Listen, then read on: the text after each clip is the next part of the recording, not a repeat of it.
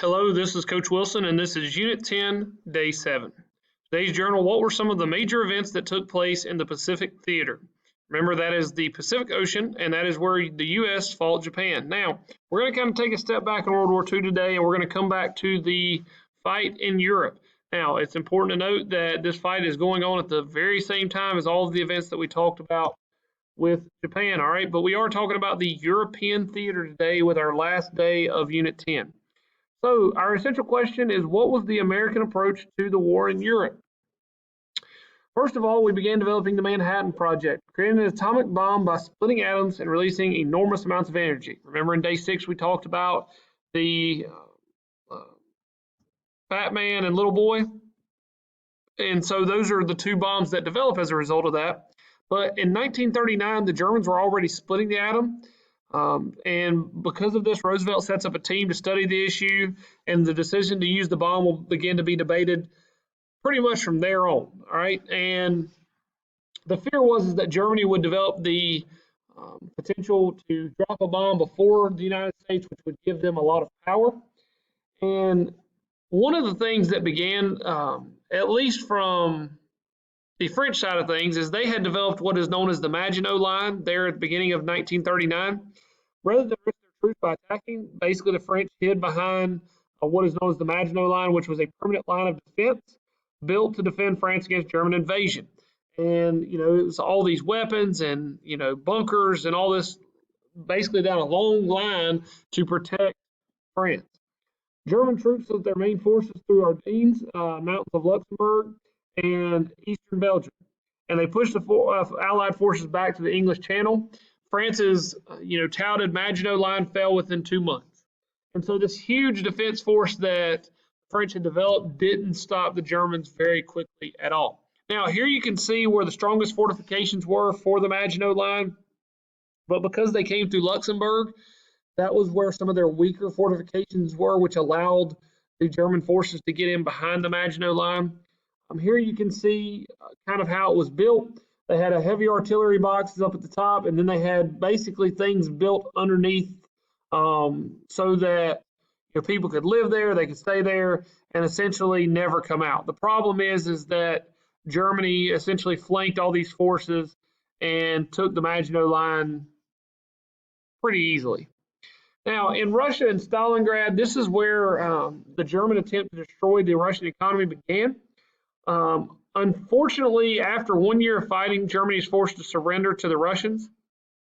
And their goal was to capture oil fields, industries, and farmlands. And the key was to attack Stalingrad. The problem is that Germany didn't prepare well enough, and like most militaries that have attacked Russia, they froze, and the cold winters kept them from being able to advance. In February of 1943, 91,000 Germans surrendered. Only 5,000 would survive the Soviet prison camp. Now, important to note that the whole German army didn't surrender, just the forces that were there, but it was virtually impossible for them to fight in Stalingrad because of the cold. They needed more supplies, and the U.S. was supplying various equipment to the Russians by this point. The German drive for oil was what caused them to attack Stalingrad, and they were attempting to move oil from the Caspian Sea and needed the Volga River to transport it. Okay, so you can see the Volga River that goes right through Stalingrad, which would have attached to the Caspian Sea, which would have allowed them to bring in more oil for the war effort. Okay, here's a picture of Russian snipers, that were fighting building to building, room to room. While all this is going on, the United States is obviously involved in North Africa and beginning to fight in Europe and in various places. But as they begin planning their attack, one of the biggest things that they came to was a military invasion, and taking landing craft and attacking the western portion of France and attacking the Germans who were stationed there.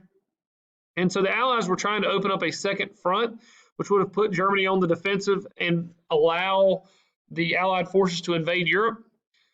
Now, the important thing they felt like they had to do was liberate France. And in order to do this, they had to have somewhere to dock their boats, supply their troops, etc. And that was what kind of the basis of the D-Day plan was. Hitler had fortified the coast, and so they needed an element of surprise. And thankfully, good weather conditions allowed for the Allied forces to attack. So on June 6th of 1944, 23,000 paratroopers were dropped inland, and Omaha Beach is going to be attacked, as well as roughly about 2,500 Americans will be killed or wounded at Omaha. A very bloody battle. It was a very bloody affair, but it's kind of neat if you go back through and study all of the different landing points. There were 5 different landing points that were planned, and one of the things that they actually did was they tried to make it look like there was actually a group that was stationed up here at Dover, try to force German forces up through here, as well as this is not indicative of all the different areas that we attacked, even though there were 5 landing spots. But there's a lot to the D-Day landings. We could honestly spend probably 2 or 3 weeks talking about it, but we just don't have the time. Within 2 months of the D-Day landings, the Allied forces had liberated Paris. By September, the Allies had pushed back the Germans into Germany and plans to push towards Berlin. Once Allied soldiers began their march into Germany, they began to see the concentration camps and the extent of Hitler's final solution. Now, to explain the final solution, this is concentration camps. This is the things that most people have heard about from World War II. Hitler's decision to exterminate all the Jews and inferiors was part of what he called the final solution. Even if you were half Jewish, it applied. Bullets were too expensive to waste on Jews, is what he said. And so in 1942, Nazis decided at the Wannsee Conference to round up Jews, Gypsies, and Slavs and take them to these concentration camps. Healthy individuals would work until they dropped dead, while the unhealthy, young, and infirm would be taken to extermination camps. Allied forces began to notice long trains full of human cargo traveling from all over Europe to Germany and Poland and returning empty. Gas chambers sometimes gassed 12,000 people a day. Guys, the amount of people that died is just astronomical. It's estimated that roughly about 1.6 million people died at Auschwitz, and about 1.3 million of those were Jews. It's awful. I mean, I can't describe to you how terrible it was, but as the Allied forces began to march into Europe, they realized how bad things had gotten. At the Battle of the Bulge, December 16th of 1944, this was Hitler's last chance to kind of push back against the American and the Allied forces in Belgium. The Allies were able to win and begin their march into Germany, but the battle's going to last until January of 1945. So this one battle is going to last for roughly about a month. Americans knew it was crucial to hold Bastogne, and Patton's troops slammed into German lines, and then German troops basically began to withdraw. And so essentially they were trying to hold this area right at the edge of Germany, and they knew if they could take Belgium, that this was going to kind of be their stepping stone into marching into Berlin. German troops, like I said, began to withdraw, and they had lost over 100,000 soldiers, and now there was little left to prevent the Allied forces from taking Germany. Now, when the war kind of gets to a close and we're starting to win, and the Allied forces are taking it, there becomes this question about what should we do with Germany. So in February of 1945, the Yalta Conference is brought together. It was a meeting of the big 3. That's Stalin, Roosevelt, and Churchill, the leaders of Russia, England, and the United States.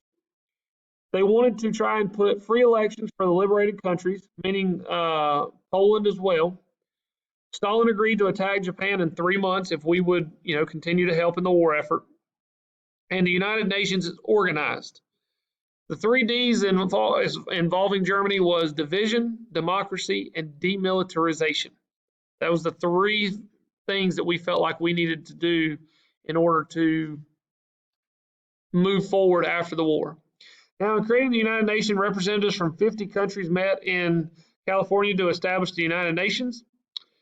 Truman would continue FDR's work to build and organize the UN, meant to encourage cooperation among nations and prevent future wars.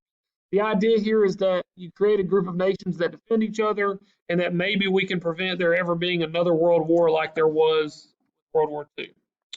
Now, Germany is pretty much on its last leg here, okay, and Hitler as well as his wife Eva are going to both commit suicide, as he could not live with the defeat of his country. And so at the Potsdam Conference, Truman takes FDR's place there as Truman has become president. FDR passed away right at the end of World War II.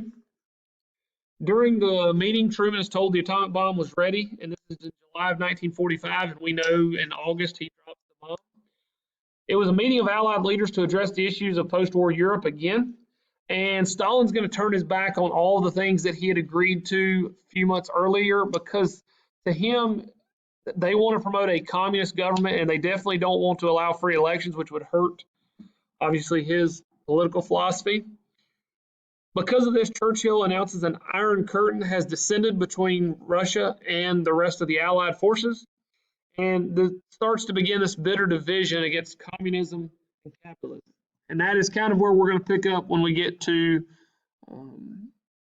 Unit 11. Now, I know I rushed through some of the World War II stuff, but unfortunately, we don't have time to spend on everything going on in World War II just because we've got to get there's so much content, and on top of that, there's a lot of things with World War II that just really don't deal with American history as much, even though America was semi-involved with a lot of it. And I mean, there are things that happen that obviously affect America in the long run, but I just want to try to get to more information.